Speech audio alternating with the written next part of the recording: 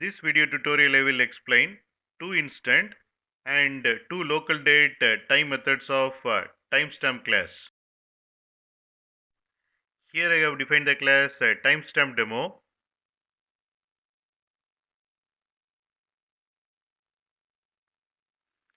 Here I have created a timestamp object.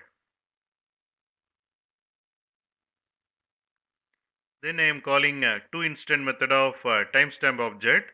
It returns instant object.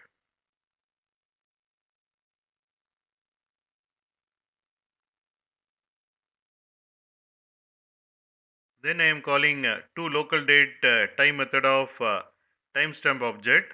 It returns local date time object.